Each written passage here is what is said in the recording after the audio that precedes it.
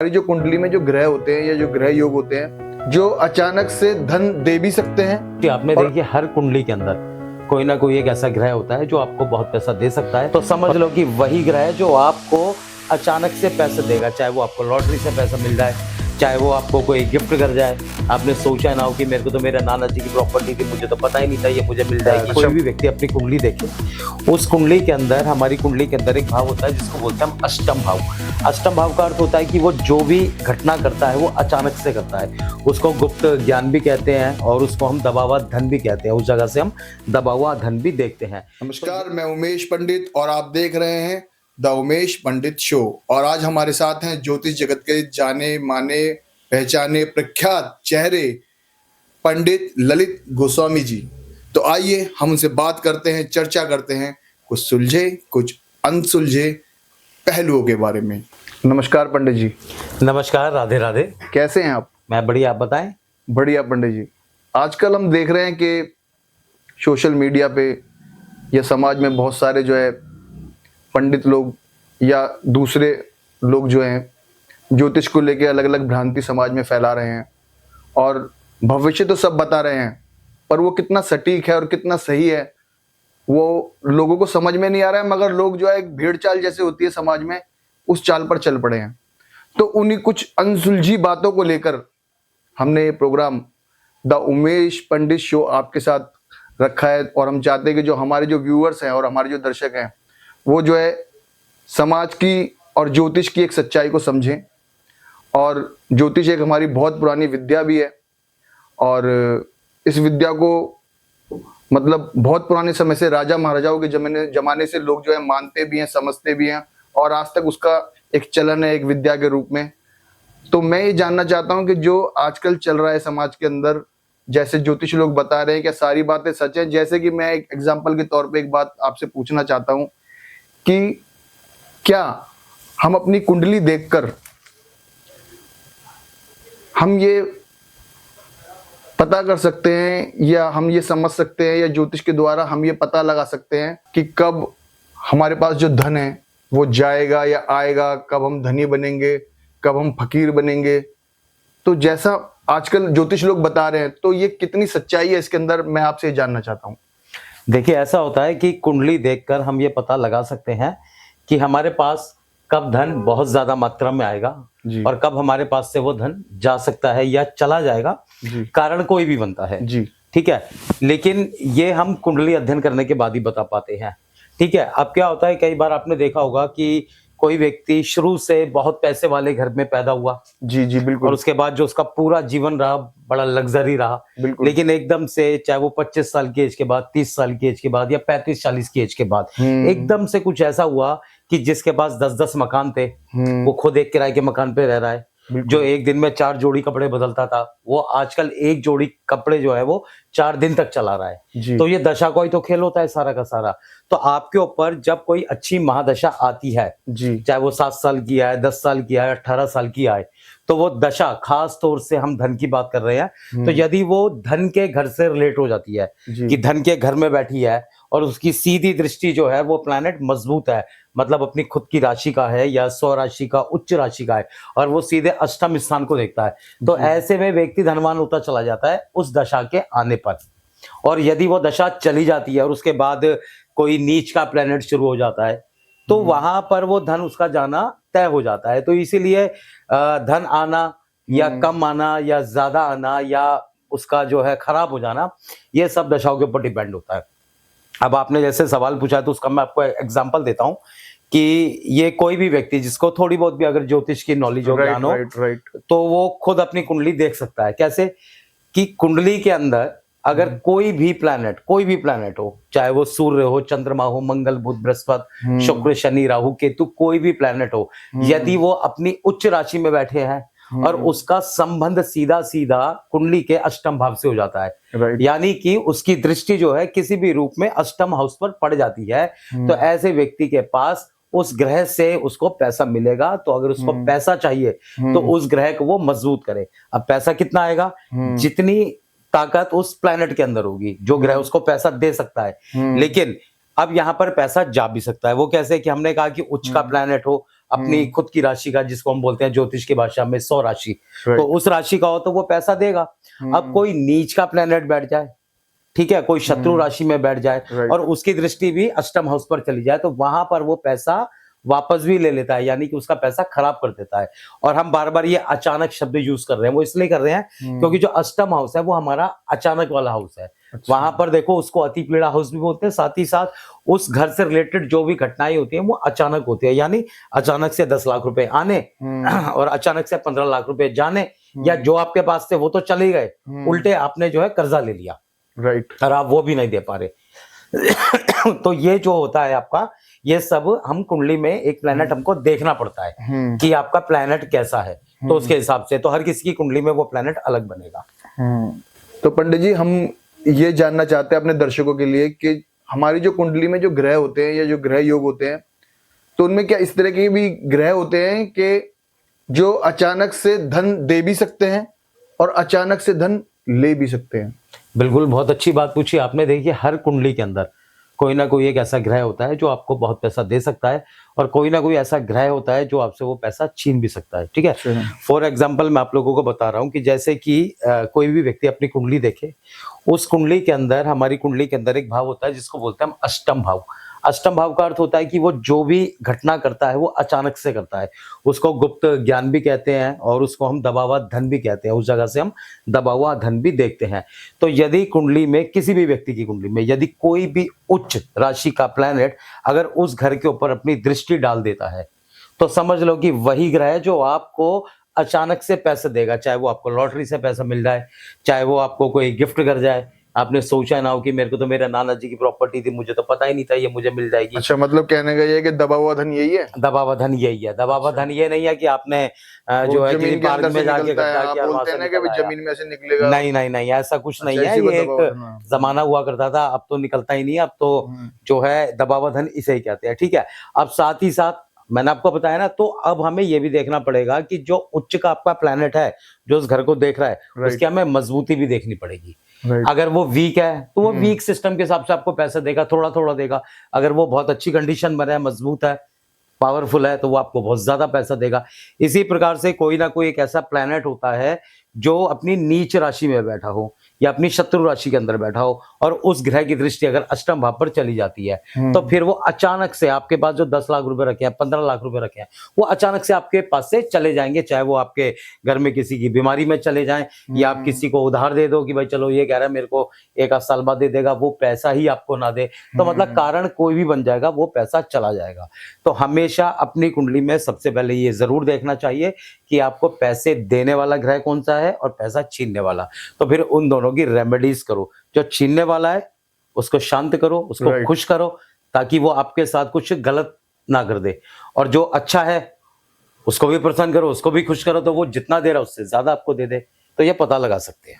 अच्छा, जैसे पंडित जी हम देखते हैं कि अक्सर ज्योतिष लोग बताते हैं कि भाई आप जो है पीले कपड़े पहन लो, आपका गुरु अच्छा हो जाएगा, पीला टीका लगा लो, आपका गुरु अच्छा हो जाएगा। तो क्या मतलब ऐसा होता है क्या? पीला कपड़ा पहन लो, पीला टीका लगा लो, क्या इससे मतलब कुछ फायदा होता है, या सबको फायदा होता है, या ग्रहों की स्थिति के हिसाब से ये रेमेडीज बताई जाती हैं कि नहीं भाई मैंने, जैसे बहुत सारे लोग बताते हैं कि भाई मैंने पीला कपड़ा पहना, टीका लगाया या पुखराज पहना, मुझे कोई फायदा नहीं हुआ, उल्टा नुकसान हो गया, उल्टा नुकसान हो गया। तो ये क्या है? देखिए, ऐसा होता है, जैसे मैंने आपको बताया कि कुंडली के अंदर हमेशा ग्रहों को ये देखना पड़ता है कि भाई ये आपके लिए सही है या खराब है। अब आपने बृहस्पति की बात करी, तो देखिए बृहस्पति प्लैनेट बुरा नहीं है। अब उस बृहस्पति की प्लेसमेंट कहाँ है? अगर वो किसी खराब घर के अंदर है, वो नीच राशि के अंदर है, या उसके ऊपर शत्रु ग्रहों की दृष्टि पड़ गई है, मतलब किसी भी रूप में अगर कुंडली में आपका बृहस्पति खराब है और आपने पीला चंदन लगा लिया, पीले कपड़े पहन लिए, आपने रुद्राक्ष की मालाएं डाल ली, तो ऐसे में वो क्या करेगा? एक तो उसको बना देगा वो नौटंकीबाज, कि उसको ज्ञान नहीं है। अच्छा, लेकिन उन्होंने तिलक कपड़े पहनकर अपने आप को ऐसा फिट कर लिया है कि सामने वाला जाते ही सीधे उसके पैर छुएगा, कभी ये तो कोई ज्ञानी आदमी है, क्योंकि वो तिलक चंदन जो हमारे हिंदुस्तान के अंदर चलता है, देखकर एकदम से अरे महाराज जी आ गए, महाराज जी आ गए। तो अगर बृहस्पति खराब है तो उसको तो खराब ही कर देगा। तो आपने तो जो खराब बृहस्पति है उसको एक्टिवेट कर दिया ना, अच्छा, मतलब ऐसे बृहस्पति खराब हो जाता है? ऐसे मतलब बृहस्पति अगर खराब हो बृहस्पति जाता है। खराब है हमारा और हमने ये कपड़े पहन लिए, हाँ। टीका लगा लिया, तो वो और खराब होगा? और खराब हो जाएगा। अगर आप बहुत अच्छा। ज्यादा पूजा करने लगोगे अच्छा। तो भी खराब हो जाएगा। अगर अच्छा। आपने पुखराज पहन लिया तो और ज्यादा, मतलब अच्छा। जितना बल देते चले जाओगे। मगर पंडित जी, मैंने तो सुना है कि अगर आपका बृहस्पति खराब है तो आप जो है ये करो, शनि खराब है तो आप जो है काले कपड़े पहनो, या काली शर्ट पहनो, या कुछ मतलब मंदिर में दिया जलाओ, है ना? नहीं नहीं, देखो बृहस्पति खराब होने पर आपको रेमेडीज बताता हूँ, सिंपल सोबर, जो आपको कम से कम नुकसान तो बिल्कुल नहीं पहुंचाएगी। हाँ। वो है कि आप जो है पीली चने की दाल जो है वो आप गाय को खिलाना शुरू करो। ठीक है, अच्छा। पीला चंदन आप मंदिर में देना शुरू करो, ताकि उससे शिवलिंग पर अच्छा। अभिषेक मतलब तिलक लग अच्छा, जाए। आपकी, मैं आपको रोक रहा हूँ पंडित जी, आपकी इस बात से मैं ये समझ रहा हूँ कि जब हमारा बृहस्पति खराब है तो हमें चीजों को दान करना है, ना कि उन्हें हाँ पहनना है, हाँ, उनको अपने ऊपर अपनाना है। मतलब ये नहीं करना है, अपने टीका नहीं लगाना है, पीले कपड़े नहीं पहनने हैं, या पुखराजी पहनना है, हमें उन चीजों का दान करना है। दान करना है, करना है। ये बिल्कुल, लेकिन ये हाँ, हमारे दर्शक नहीं समझ ये पाते। नहीं जानते। हाँ। और सारे ग्रहों की सबसे अच्छी रेमेडी जो होती है वो मैं आपको बता रहा हूँ। जी। एक ही लाइन में 9 के 9 ग्रहों का उपाय हो जाता है। राइट राइट पंडित कि जी, बताइए। कोई भी ग्रह आपका खराब हो तब भी आप ये रेमेडी कर सकते हो, कोई ग्रह आपका अच्छा हो तब भी आप ये रेमेडी कर सकते हो, हर तरह से कर सकते हो। आप केवल उस ग्रह से रिलेटेड जाप करो। अच्छा। जितना आप ज्यादा जाप करोगे, बृहस्पति अगर खराब है तो आप उसका घर पे बैठ के आराम से गुरु मंत्र का जाप कर सकते हो। ठीक है, अब उसकी चीजें आप दान कर सकते हो। अच्छा। तो जितना आप दान करोगे उतना अच्छा। वो जो बृहस्पति खराब है वो आपसे दूर होता चला जाएगा। अच्छा। भाई, आपके पास से कोई चीज अगर खराब आती है तो आप उसको अपने पास रखते हो? नहीं रखते, हम उसको बाहर कर देते हैं। घर में हमारे गंदगी होती है तो हम झाड़ू मार के कूड़ा सारा बाहर कर देते हैं। तो उसी तरह से क्या है कि अगर आपका बृहस्पति खराब है तो आप उसका दान करना शुरू कर दो। लेकिन हाँ, एक चीज और बता दूं, अगर बृहस्पति आपका अच्छा है तो फिर आप पुखराज पहनोगे तो आपको फायदा मिलेगा।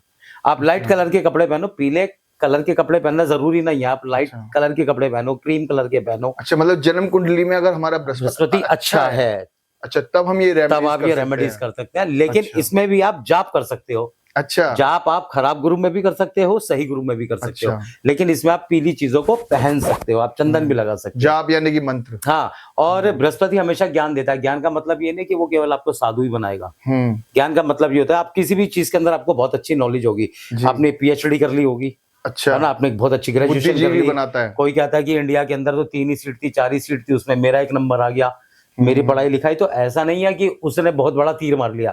उसकी कुंडली में उसका जो प्लैनेट है ना बृहस्पति, वो उसका साथ दे रहा है, वो इतना आगे जा रहा है, बृहस्पति उसको और बूस्ट अप करे जा रहा है, तो वो आगे आगे चले जा रहा है।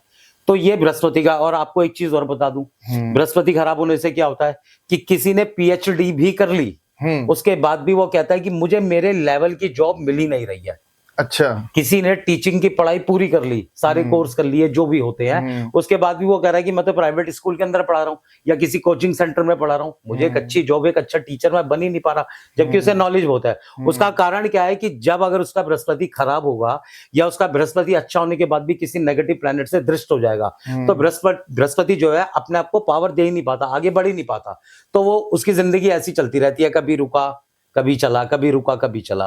तो हमें अपनी कुंडली में कोई भी प्लैनेट, केवल मैं बृहस्पति की बात नहीं कर रहा, कोई भी प्लैनेट है उसके बारे में हमें पता होना चाहिए, खासतौर से उसके बारे में जिसकी महादशा और अंतरदशा आपके ऊपर चल रही हो, उस समय चल रही हो। हाँ बिल्कुल। अच्छा पंडित जी, जो मैं देख रहा हूँ जन्मपत्री जो है 2 तरीके से देखते हैं आजकल, जो पंडित जी देखते हैं वो एक तो जन्मपत्री जो जन्म के समय जो ग्रह होते हैं, हाँ, और लगन आज कुंडली के जिसे समय कहते जो हैं। होता है शायद गोचर बोलते हैं उसको। हाँ, तो ये मतलब दोनों चीजों में क्या डिफरेंस है, उस समय में और आज के समय जो ग्रह स्थिति है, ये क्या है, थोड़ा सा ये आप समझाइए। देखो क्या होता है कि कुंडली हमारी आपने 2 बताई है, 2 नहीं 3 होती हैं। अच्छा। एक तो हमारी लगन कुंडली हो गई, राइट। जो आप अगर एक सिंपल सा कागज भी देखते होंगे उसके ऊपर बन रहा है लगन, तो एक कुंडली वो तो बेसिक होती है सभी के लिए। अच्छा। उसके बाद एक कुंडली होती है जिसको बोलते हैं हम नववांश कुंडली। अच्छा। तो लगन कुंडली में क्या होता है कि ये पता लग जाता है कि आपके बीज कहाँ पर बोए गए हैं, अच्छा, कौन से फल के बोए गए हैं। अच्छा। लेकिन नववांश कुंडली हमें ये बताती है कि जो हमने बीज बोए हैं उनका फल कैसा मिलेगा। अच्छा। मीठा मिलेगा, कड़वा मिलेगा, कसैला मिलेगा, फीका मिलेगा, यानी कि उसका रिजल्ट कैसा आएगा, कम आएगा, ज्यादा आएगा, अच्छा आएगा, बुरा आएगा। तो ये बताती है हमारी नववांश कुंडली। और जो अभी आपने सवाल किया गोचर वाला, तो गोचर वाला सिस्टम हो गया कि अभी आपकी करंट सिचुएशन, कि अभी आज की तारीख में हमारा शनि कहाँ अगर बैठ गया, हमारा राहु कहाँ आकर बैठ गया, ये हमारा गोचर निर्णय करता है। तो गोचर ऐसे हो जाता है कि जैसे लगन कुंडली के हिसाब से आपके ऊपर महादशा चल रही है, फॉर एग्जाम्पल राहु की जी। अब हम गोचर में देखेंगे कि गोचर में राहु कहाँ बैठा है। अगर लगन कुंडली में आपके फर्स्ट हाउस के अंदर बैठा हुआ है तो गोचर में आपका फर्स्ट हाउस में नहीं बैठा हुआ। गोचर में आज के हिसाब से जो प्लैनेट्स की मूवमेंट होती है उस हिसाब से वो जाकर बैठ गया हुआ। तो आज के हिसाब से हमारा राहु बैठा है आज की तारीख में जहां पर 11 नंबर। मैं दर्शकों को बताना चाहूंगा कि 11 नंबर इसलिए कह रहा हूं कि ताकि आप लोगों को नंबर से पता लग जाए कि मैं ये बताना चाह रहा हूं कि राहु कौन से नंबर में है। तो राहु इस समय जो है 11 नंबर में बैठा है हर किसी की कुंडली में, लेकिन केवल और केवल गोचर कुंडली में। अगर आप उसे लगन कुंडली में देखेंगे तो वो आपको नहीं मिलेगा, केवल गोचर में मिलेगा। तो अब अगर आपके ऊपर राहु की महादशा चल रही है और गोचर में वो 11 नंबर में बैठ गया, लेकिन 11 नंबर सबका अलग होगा। आपकी कुंडली के अंदर 11 नंबर पहला घर हो सकता है, लेकिन दर्शकों में किसी की भी कुंडली के अंदर 11 नंबर आपका दूसरा घर भी हो सकता है, तीसरा भी हो सकता है। तो वो आपका कुंडली के माध्यम से डिसाइड होता है कि कौन से घर में, अगर यही राशि है 11 नंबर की आपकी, तो कौन से घर के अंदर आपका राहु बैठा है। तो फिर उसके हिसाब से आपको रेमेडीज करनी चाहिए। बस इतना सही है। और दर्शकों में आप लोगों को एक बात और बता देना चाहता हूँ, ये सवाल आपने पूछा नहीं है लेकिन मेरे मन में आया, बता देना चाहिए तो मैं बता रहा हूँ कि कभी भी आपको कोई भी व्यक्ति, कोई भी ब्राह्मण, या आजकल ना कोई ऐसे होता है 2-4 दिन एस्ट्रोलॉजी करी और कुंडली ऐसे देखने बैठ जाते हैं जैसे पता नहीं इनको कितना ज्ञान है। तो मैं एक बहुत ही सिंपल चीज आपको बता रहा हूँ कि कभी भी कोई आपको राहु या शनि के बारे में आपको बताए और आपको डराए, क्योंकि राहु और शनि के नाम से लोग बहुत पैसा कमा रहे हैं, बहुत पैसा खींच रहे हैं, कि उनको ये नहीं पता कि भाई इसका क्या होगा। उन्हें ये पता है कि मेरा तो बहुत कुछ हो जाएगा, जी, मैं तो पैसा कमा लूंगा, इसका तो खराब है, ये और खराब हो जाएगा। लेकिन शनि की सबसे अच्छी रेमेडी है कि आप अच्छे कर्म करो, और अगर आप अच्छे कर्म करते हो तो और अच्छे कर्म करो, आप लोगों का भला करो। खास तौर से राहु और शनि के अंदर जो सफाई कर्मी होता है हमेशा उसको दान देना चाहिए, उसको खुश रखना चाहिए। और दान देने का भी ना सिस्टम ऐसा नहीं होना चाहिए कि मतलब आपने ना दान ऐसे दिया जैसे किसी पर आपने एहसान कर दिया, कोई मिला ये लो और चल दिए। एक मतलब किसी को भी आप किसी के फंक्शन में जाते हो, अगर आप गिफ्ट देते हो तो आप ऐसे थोड़ी करते हो कि लो जी हम आपके लिए ये टी शर्ट लाए दे दिया और चल दिया। आप कहते हैं ना गौर जी कैसे हैं आप, बढ़िया, ये लो ये आपके लिए। फिर वो अरे नहीं इसकी क्या जरूरत है, अरे नहीं। तो आप कितने मन से उसको देते हो। तो उसी मन से यदि आप अपना शनि या राहु का अपना कोई भी गिफ्ट, कहूंगा मैं उसको दान नहीं कहना चाहता, मतलब कोई भी गिफ्ट आप देना चाहते हो तो सफाई कर्मी को दो, आपका शनि और राहु ऑटोमेटिकली ठीक हो जाएगा। साथ ही साथ आप सफाई कर्मी के अलावा जितने भी हैंडीकैप होते हैं, झुग्गी झोपड़ी में रहने वाले लोग होते हैं, जितने भी फुटपाथ पर लोग होते हैं, ऐसे लोगों की अगर आप सेवा करो, उन्हें पानी पिलाओ, उनकी जो इच्छा हो खाने पीने की उनको वो खिलाओ, है ना, तो इससे भी आपका शनि अच्छा होता है। पक्षियों को बाजरा दाना डालो, और साथ ही साथ उसके अलावा आप अपने कर्म बहुत अच्छे कर लो। कैसे कि अपने घर में परिवार के सदस्यों के साथ अच्छे रिश्ते बनाओ। आप कोई व्यापार कर रहे हो, जॉब कर रहे हो, या प्रोफेशनली कोई भी काम कर रहे हो तो उसमें भी ईमानदारी रखो। अगर आपको किसी ने ज्यादा पैसे दे दिए तो आप उसके पैसे वापस लौटा दो। तो शनि आपको इतना पैसा देगा, फिर वो तो खुश हो जाएगा कि लो मैं तो उसे 10 रुपए देना चाहता था, इसने तो काम ऐसा कर दिया कि मुझे अब 10 की जगह इसको 100 देने पड़ेंगे। तो ग्रह से पैसा कितना लेना है ये तो आपके हाथ में है। अब आपने क्या करा, किसी ने आपको 1000-2000 रुपए फालतू गलती से दे दिया, आपने भी चुपचाप रख लिए कि अरे छोड़ ना, उसे क्या पता। लेकिन उसे तो नहीं पता, तुम्हें पता है, और तुमसे पहले किसको पता लग गया, जो तुम्हारा ग्रह है। तो शनि और राहु आपको सबसे ज्यादा पैसे देने वाले होते हैं। शनि थोड़ा स्लो देता है क्योंकि वो थोड़ा धीरे चलता है, लेकिन राहु हमेशा, आप डिसाइड करोगे कि आपको किस रूट पर चलना है। डिसाइड राहु का काम केवल इतना है कि आपको आगे ले जाना है। अब किस रूट पर जाना है आगे, ये आप डिसाइड करते हो। अगर आप गलत रूट इस्तेमाल करोगे तो वो आपको गलत रूट पे ले जाएगा। अब लोग कहते हैं जी राहु में तो नशा हो जाता है, तो नशे का मतलब सीधा एक ही बना लिया कि हम तो चरस पियेंगे, गांजा पियेंगे, हम तो विस्की पियेंगे, या और भी कई तरह के नशे होते हैं। लेकिन राहु एक नशा और भी देता है जो लोग शायद करना पसंद नहीं करते, या उन्हें इस बारे में पता नहीं, वो होता है पैसे का नशा। आप कहते हो ना कई बार, भाई ये तो पैसे का पीर है, ये ना छोड़े किसी को, ये अपने भाई से भी कमा ले। तो ये क्या है, नशा है ये भी, लेकिन ये पैसे कमाने का नशा है। तो राहु की महादशा में अगर आप पैसे कमाने का नशा रखोगे तो राहु आपको धनवान बना देगा। एक राहु तो ऐसा प्लेनेट है जो सबसे ज्यादा पैसे देता है, और सबसे बड़ी क्वालिटी है कि वो 10 साल में पैसे नहीं देता, वो 2 साल में पैसे दे देता है। लेकिन राहु से लेना कैसे है ये आपके ऊपर निर्भर है। बस राहु और शनि एक ही चीज चाहता है कि सही चलो। शनि को कहते हैं दुख कारक प्लैनेट, क्योंकि वो कर्मों से होता है। कि Right. आपने अच्छे किए बुरे किए, तो इसलिए कहते हैं कि वो सजा भी देता है ना, आपने जो गलत काम करा उसकी पनिशमेंट भी देता है। लेकिन राहु कहता है भाई शॉर्टकट काम करो, मेरे पास नहीं है टाइम 3 साल का, मैं तो आपको पैसा देना चाहता हूँ 2 महीने के अंदर अंदर ले लो। लेकिन राहु के हिसाब से आपको चलना पड़ेगा, तो थोड़ा सा भगवान के सामने भजन पूजन करना पड़ेगा। राइट राइट, बहुत बढ़िया। पंडित जी, राहु की बात आप बार बार कर रहे हैं, हाँ तो ये जो कलयुग है, हाँ क्या ये राहु का युग है? बिल्कुल 100% सारा ही राहु है। आपकी प्लास्टिक राहु है जी, आपका, ये लैपटॉप राहु है आपका, मोबाइल राहु है मतलब आपकी, टेक्नोलॉजी टीवी की स्क्रीन राहु है। अब जितना भी ये एआई चल रहा है, ये जितना भी इंटरनेट चल रहा है, ये सारा राहु है। अच्छा, दिखाई देता है आपको? हाँ बिल्कुल नहीं दिखता इंटरनेट है, नहीं दिखाई देता, दिखता, लेकिन हाँ। कितना तेजी से काम कर रहा है। बहुत तो fast चल रहा है। राहु, हाँ तो राहु क्या है? अब राहु आपके मोबाइल से आपको कैसे पता लगेगा आपका सही है? अगर आप मोबाइल पर आप कोई भी वीडियोस देखते हो, अगर आप आध्यात्मिक वीडियोस देख रहे हो या कोई नॉलेज आपको मिल रही है, चाहे साइंस से मिले, पढ़ाई लिखाई से मिले, या कुछ भी आप चीज बना रहे हो, ड्राइंग पेंटिंग कुछ भी चीज हो, अगर आप वो चीजें देख रहे हो, इट मीन्स कि आपका राहु आपके साथ है और वो आपका अच्छा राहु है। लेकिन लोग अश्लीलता देख रहे हैं, है ना, और अभद्र जो शब्द इस्तेमाल होते हैं, ऐसी भाषाओं की वीडियोस देख रहे हैं, तो उनको किसी पंडित के पास जाने की जरूरत नहीं है कि मेरा राहु कैसा है। उसको खुद ही पता लग जाएगा कि उसका राहु कैसा है, वो खराब राहु होता है। तो राहु आपको अलग अलग स्त्रियों से संबंध बनवाने में आपको आगे करेगा, भैया संबंध बना, जिससे कि तेरा कर्म खराब हो, शनि नाराज, क्योंकि शनि का तो एजेंट है राहु। तो पंडित जी, हमारे जैसे मेरे बहुत सारे जानकार हैं या हमारे व्यूवर्स भी हैं, तो मैं ये जानना चाहता हूँ आपके द्वारा कि बहुत सारे लोग जो है 10-10 काम करते हैं, बड़े काम करते हैं, और फिर भी जो है उनका जो भाग्य है वो खराब ही रहता है। जब उनसे पूछो कि भाई तुमने आज नया काम किया, कल तुम दूसरा काम करते थे, परसों तीसरा काम करते थे, और सारे बड़े काम किए उन्होंने, मगर हर काम में उनको लॉस हुआ, तो वो ये बोलते हैं कि भाई मेरा तो भाग्य खराब है। तो ये भाग्य खराब क्यों होता है?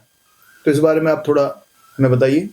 देखिए, ऐसा होता है कि कुंडली के अंदर जो 9th हाउस होता है हमारा, उसको बोला जाता है धर्म का घर, उसको बोला जाता है भाग्य का घर। 9th घर जो 9th हाउस हर किसी की कुंडली में 9th हाउस होता है। आप काउंट कर सकते हो जहां से हमारी कुंडली शुरू होती है, तो वो जो सबसे ऊपर आपका त्रिकोण या केंद्र बोलते हैं हम उसको, वो भाव हमारा पहला होता है। तो वहां से आप काउंट कर लो, तो हर किसी की कुंडली में 9th हाउस आपका भाग्य का घर हो गया। अब हमको ये देखना पड़ेगा कि भाग्य के घर के अंदर जो नंबर लिखा है, फॉर एग्जाम्पल वहां पर लिखा है 9 नंबर, अब वो 9 नंबर का ओनर कौन हुआ? आपका बृहस्पति। तो आपको ये देखना पड़ेगा कि कुंडली में आपके बृहस्पति की प्लेसमेंट किस घर के अंदर है, और वो दूषित है या वो बहुत अच्छी कंडीशन के अंदर है।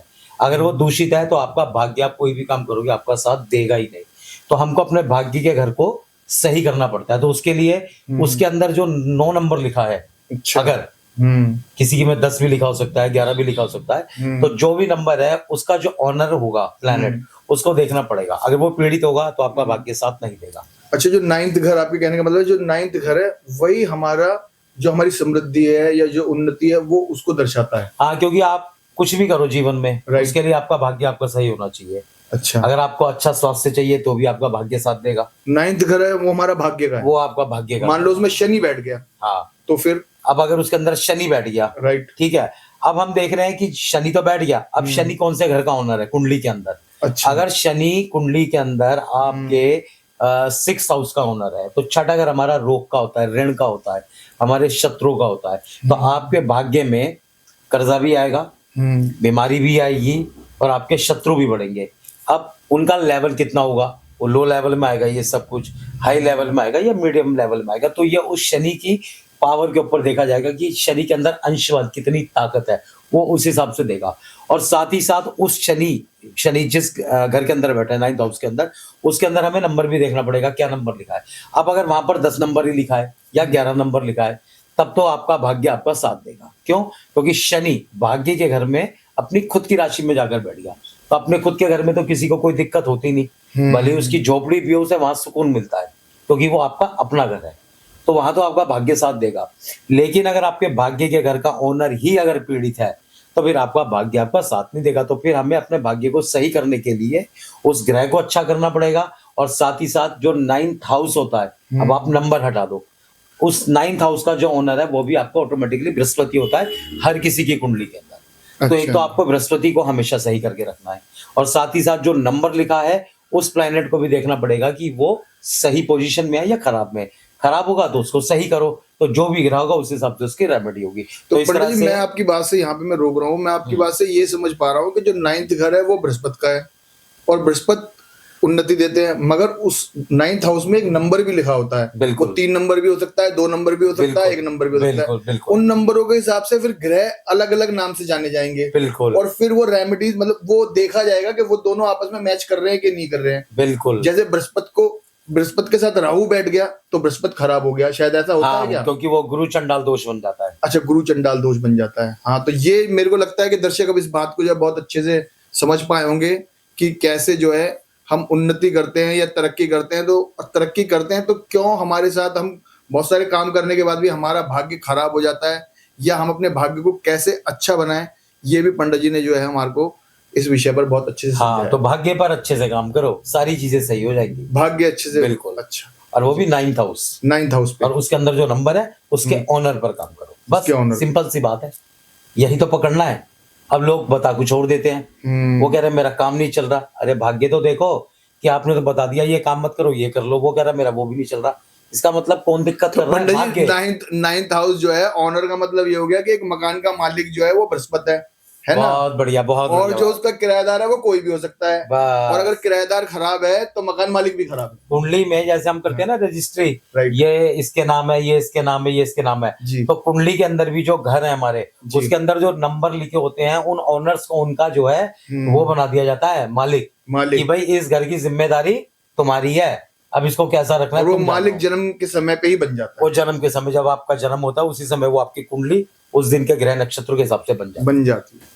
पंडित जी, किसी भी व्यक्ति की जन्म कुंडली में विष दोष कैसे बनता है, या उसका क्या उपाय है, या वो जन्म से ही होता है? देखिए, जब व्यक्ति पैदा होता है तो उसकी कुंडली एक तरह से तैयार हो जाती है जी। अब अगर किसी भी कुंडली के अंदर शनि चंद्रमा को देखता है, या चंद्रमा शनि को देखता है, अच्छा, या शनि और चंद्रमा कुंडली में किसी भी घर के अंदर एक साथ बैठे हैं, तो ज्योतिष में इसको बोला गया है विष दोष। अच्छा, ठीक है, विष दोष का मतलब आप समझ रहे होंगे एक तरह से जहर। तो जहर तो हमेशा नुकसान ही करता है ना? तो उसके किस तरीके के नुकसान? उस तरह का नुकसान होता है कि वो किस घर में बन रहा है। अच्छा, अगर व्यक्ति के फर्स्ट हाउस में बन रहा है, जो कि हमारा शरीर का घर होता है, तो उसको शारीरिक दिक्कत होगी। अच्छा, ठीक है, किसी भी काम में आगे निकलने के लिए उसे दिक्कत होगी शारीरिक तौर से, है ना? उसको कोई भी बीमारी हो सकती है, वो डिप्रेशन में जा सकता है ना? क्योंकि चंद्रमा साथ में ना, तो चंद्रमा जो है थॉट का है, सोच का है। हम बैठे बैठे दिल्ली से पता नहीं कितनी दूर निकल जाएंगे बैठे बैठे, तो वो हमको कौन ले जा रहा है? चंद्रमा। अब शनि चंद्रमा अगर बैठ गया आपके भाग्य के घर में, तो आपका भाग्य का घर गड़बड़ कर देगा। अगर वो कर्जे के घर में बैठ गया तो कर्जा इतना करवा देगा कि उतार ही नहीं पाओगे। तो ये इस तरह से जिस घर में बैठता है वहां से जो चीजें निकल सकती हैं, उनको जो है ये दिक्कत में लाता है। अब सबसे बड़ी बात यह है कि शनि अगर 12वें घर में बैठ जाए और चंद्रमा बैठ जाए आपके 2nd हाउस के अंदर, दूसरे घर के अंदर, तो यहां पर शनि की जाएगी चंद्रमा के ऊपर तीसरी दृष्टि। अच्छा, क्योंकि वो 12 में गई, 1 में गई, 2 में गई, तो तीसरी दृष्टि हो गई। शनि की तीसरी दृष्टि सबसे ज्यादा खतरनाक होती है, उसको बोला जाता है वैदिक में, ज्योतिष में, टेढ़ी दृष्टि। अगर आप किसी भी व्यक्ति को ऐसे करके देखते रहोगे, टेढ़ी करके ऐसे, तो आपको क्या लगेगा? यार ये ऐसे क्यों देख रहा है मेरे को, है ना? तो आपको बुरा लगेगा कि क्यों ऐसे मेरे को बार बार देख रहा है। तो शनि की सबसे खतरनाक दृष्टि तो है तीसरी दृष्टि। अब ये कौन सा घर के अंदर बन गई? 2nd हाउस के अंदर, जो कि आपका बैंक है, जो आपका घर है, परिवार है, कुनबा है, आपका चाचा ताऊ, आपके भतीजे, उनके लड़के, आपके बच्चे, मतलब कुनबा है वो आपका, साथ में बैंक भी है वो आपका, और साथ ही साथ लड़के की या लड़की की किसी भी कुंडली के अंदर वो ससुराल भी हो गया। तो जब शनि की दृष्टि चंद्रमा के ऊपर चली जाती 2nd हाउस में, तो वहां पर पैसे से रिलेटेड दिक्कत होंगी, घर के परिवार के सदस्यों से नहीं बन पाएगी, या चंद्रमा माँ का भी कारक होता है, तो माता परेशान रहेगी, या तो माता के पास पैसा नहीं होगा, या माता किसी ना किसी रूप से परेशान रहेगी, चाहे वो बीमार हो, चाहे वो डिप्रेशन में चली जाए, चाहे उनको कोल्ड रहता हो, या उन्हें साइनस जैसी प्रॉब्लम हो गई, ये चंद्रमा देता है। या पैरों में, हड्डियों में दर्द रहना, खास तौर से घुटने से नीचे, क्योंकि शनि जो है पैरों पर प्रहार करता है। अच्छा, तो अब ये दृष्टि अगर चंद्रमा के ऊपर चली गई दूसरे घर के अंदर, 12वें घर से बैठकर शनि की, तो ये इस तरह की दिक्कतें, परेशानी करता है। तो इस दोष का सबसे अच्छा और सबसे सरल जो उपाय है वो ये है कि ऐसे व्यक्ति को अपने जीवन में शिवजी जी का रुद्राभिषेक कराते रहना चाहिए। रुद्राभिषेक, और वो भी खास तौर से किस दिन, या तो ये होना चाहिए आपका सोमवार वाले दिन, या ये होना चाहिए आपका शनिवार वाले दिन, और ये होना चाहिए खास तौर से सूर्य अस्त के समय। अच्छा। या तो सूर्य उदय से पहले हो जाए, ब्रह्म मुहूर्त में सूर्य ना निकला हो, या सूर्य अस्त होने के बाद। अब लोग पूछते हैं जी सूर्य अस्त के बाद क्यों करवाएं? देखिए ऐसा होता है, चंद्रमा कब निकलता है? सूर्य अस्त के बाद। शनि का टाइमिंग कब है? सूर्य अस्त के बाद, क्योंकि उनकी माता का नाम भी छाया है। तो सूर्य अस्त के बाद दोनों जो है ग्रह हमारे एक्टिव हो जाते हैं। अच्छा। तो ऐसे टाइम पर अगर आप रुद्राभिषेक कराते हो तो आप इस विष दोष से बच जाते हैं। और जो रुद्राभिषेक नहीं करा रहे हैं या नहीं करा पा रहे हैं, तो उनको कम से कम एक सिंपल सा काम कर लेना चाहिए कि मंदिर में जाकर शिवलिंग के ऊपर तांबे के बर्तन से उसमें कच्चा दूध भरकर ले जाएं और जाकर वो महादेव के ऊपर उस जल को जो है चढ़ा दे। तो इससे भी आपका जो है ये विष दोष आपका दूर होता है। या आपने धतूरा भी चढ़ा दिया, धतूरे के बीज चढ़ा दिए, मतलब कोई भी जहरीली चीज है ना, क्योंकि दूध हम इसीलिए डालते हैं तांबे के बर्तन में ताकि वो जहरीला हो जाए। तो वो आपने जहरी तो दिया ना, तो जो चीज आपको दिक्कत कर रही है आप उसको क्या कर रहे हो अपने से दूर, तो वो महादेव के ऊपर चढ़ा दी तो वो जल प्रवाहित हो गई। तो इस तरह से आप अपने विष दोष को दूर कर सकते हो। तो रुद्राभिषेक सबसे अच्छा, सबसे सरल उपाय है। रुद्राभिषेक विष दोष के लिए। और साथ ही साथ ये चंद्र ग्रहण आपने सुना होगा। हाँ भाई चंद्र ग्रहण हो गया, तो ये चंद्र ग्रहण कब बनता है? जब राहु की दृष्टि चंद्रमा के ऊपर चली जाती है। तो चंद्रमा क्या है, राहु से ज्यादा पीड़ित हो जाता है, क्योंकि राहु का जो अति शत्रु है वो है एक तो सूर्य और एक है चंद्रमा। अब राहु की 5वीं 9वीं या आपकी 7वीं दृष्टि आपकी चंद्रमा के ऊपर चली जाती है, तो फिर से आपका जो है ग्रहण दोष बन जाता है। समस्या वही रहेंगी जो विष दोष में रही। अच्छा। कि जिस घर में बनेगा उस घर से रिलेटेड चीजें आपको दिक्कतें करेंगी। लेकिन इसका भी जो उपाय है वो यही है, शिव का रुद्राभिषेक। अच्छा। तो रुद्राभिषेक जो व्यक्ति कम से कम साल में एक बार सावन में तो कराए, बाकी चाहे तो वो करा सकता है कभी भी, साल में 2 बार करा ले, 3 बार करा ले। तो जितना रुद्राभिषेक कराता रहेगा उतना वो शनि चंद्रमा के विष दोष से और राहु के जो चंद्रमा को देखकर ग्रहण दोष लगता है, इन दोनों दोषों से वो बच जाएगा और जीवन में आगे बढ़ जाएगा। कम से कम उसकी समस्याएं धीरे धीरे खत्म होने लगी। तो ये मैंने आपको दोनों का उपाय एक ही उपाय में बता दिया, शिव का रुद्राभिषेक। पंडित जी, ये गज केसरी योग क्या है और ये जन्मपत्री में बनता कैसे है? देखिए, गज केसरी योग बहुत ही शुभ माना गया है। गज केसरी का अर्थ होता है कि गज, जैसे कि आप समझ गए होंगे, हाथी। तो हाथी जैसी शक्ति और माँ लक्ष्मी की जिसके ऊपर हमेशा कृपा बनी रहे जी। तो ये तो अच्छी बात हो गई। तो इस योग का नाम दिया गया गज केसरी योग। अब गज केसरी योग बनता कैसे है कुंडली के अंदर? देखिए, जब गुरु और चंद्रमा एक साथ बैठ जाए और साथ ही साथ जहां गुरु और चंद्रमा बैठे हैं वहां पर 4 नंबर भी लिखा हो, तो 4 नंबर से ये योग और भी आपका मजबूत बन जाता है। वो कैसे? चंद्रमा की राशि हो गई खुद की 4 नंबर कर्क राशि, और गुरु जो है 4 नंबर यानी कर्क राशि में उच्च का माना जाता है। तो चंद्रमा हो गया 100 राशि और गुरु हो गया अपनी उच्च की राशि में। तो दोनों प्लैनेट जो है अपनी अपनी राशि में स्ट्रांग हो गए। अब साथ ही साथ इनका अंश बल भी स्ट्रांग हो जाए तो फिर तो व्यक्ति बहुत ही पैसे वाला बनता है, बहुत आगे जाता है, बहुत बढ़ता है। मतलब कहते हैं ना, वो आपने कहावत सुनी होगी कि हमने तो जिस काम में हाथ डाला वही काम बढ़िया हो गया, मिट्टी में भी हाथ डाला तो सोना बनकर निकला। तो ये गज केसरी योग वो है। लेकिन कई लोगों की कुंडली में ये गज केसरी योग तो होता है और इसी तरीके से होता है, उच्च राशि का होता है, 100 राशि का होता है, अंश बल में भी पावरफुल है, सब कुछ है। उसके बाद भी वो कहता है कि जब इतना कुछ है तो मेरे ऊपर कर्जा कैसे हो गया, और कर्जा भी नहीं है तो मैं अच्छा पैसा क्यों नहीं कमा पा रहा, मैं वही लो लेवल का कमा रहा हूँ 30-40 हजार रुपए क्यों नहीं कमा पा रहा मैं, कि मेरे पे 2 मकान हो, 4 मकान हो, मैंने भी किराए पे दे रखे हो, मेरे पे भी गाड़ी हो, मैं भी घूम रहा हूँ फिर रहा हूँ, ऐसा क्यों नहीं? अगर ये योग मेरी कुंडली के अंदर है, हाथी जैसी शक्ति, माँ लक्ष्मी की कृपा है ना, सोचेगा ना ऐसा बंदा अगर उसकी कुंडली में ये बना हुआ है। तो उसका कारण क्या होता है? उसका कारण क्या होता है कि अब एक योग तो आपका बन गया, अब यहाँ पर आपको राहु देख रहा है, गुरु और चंद्रमा को राहु की दृष्टि चली गई, केतु की दृष्टि चली गई, या शनि की दृष्टि चली गई, या गुरु के कोई भी शत्रु प्लैनेट है या चंद्रमा की कोई भी शत्रु प्लैनेट है उनकी दृष्टि चली गई, तो योग तो बन गया। अब योग हो गया आपका भंग। जैसे दूध होता है, अब हमने 5 किलो दूध उबाला, उसको ठंडा करा, हम सोच रहे ठंडा होगा, अब इसमें से हम जो है इसके हम आइसक्रीम बनाएंगे या खीर बनाएंगे, कुछ भी करेंगे, और एक व्यक्ति आया उसने नींबू निचोड़ा और चला गया, पूरा का पूरा दूध प्योर आपका फट गया, वो हो गया उसका सत्यानाश। ना मिलेगी खीर, ना उससे बनेगी आपकी आइसक्रीम। तो एक योग तो बना था, लेकिन वो भंग हो गया किसकी वजह से? नींबू की वजह से। तो ये जो खटास पैदा कर दी योग के अंदर राहु ने, केतु ने, शनि ने या उनके शत्रु प्लैनेट ने, तो ऐसे ये भंग हो जाता है। तो यहाँ पर इस योग को सही करने के लिए हमें क्या करना पड़ेगा?